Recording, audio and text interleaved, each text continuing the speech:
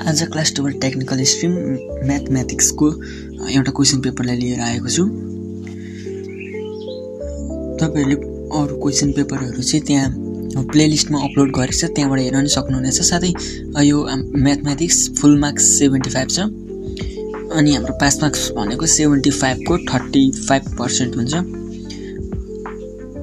हाम्रो group A मा 11 वटा एमसीक्यू दिएको छ।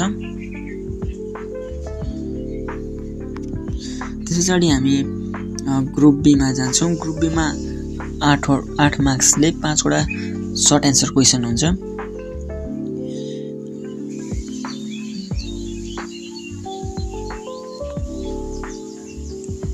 यो 17 नम्बरको question, calculate the coefficient of person skewness of the data given below.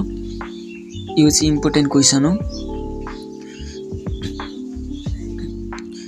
यो 17 नम्बरको इम्पोर्टेन्ट पनि हो र सजिलो क्वेशन पनि हो। अनि हाम्रो ग्रुप सी मा 3 वटा लङ आन्सर क्वेशन हुन्छ। 8 मार्क्स र 24 मार्क्स क्यारी गर्छ। यसमा पनि यो 20 नम्बरको बी चाहिँ find the cube root of unity एकदम इम्पोर्टेन्ट हो। अनि 21 नम्बरको find the direction cosines of the line satisfy the equation l plus m plus n is equal to 0 and 2lm minus mn plus 2nl equal to 0। यो question एकदम important हो। यो 21 नम्बरको ए र 20 को बी मैले बोर्ड एक्जाम दिँदा फेरि रिपिट भएको क्वेशनहरु हो। 17 नम्बरको पनि रिपिट भएको क्वेशन हो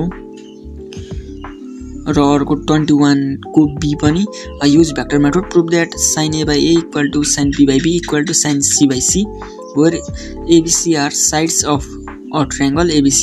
यो 21 को बी पनि मैले बोर्ड एक्जाम दिँदा फेरि रिपिट भएको क्वेशन हो। यो सबै क्वेशनहरु चाहिँ तपाईले प्र्याक्टिस गर्नु होला।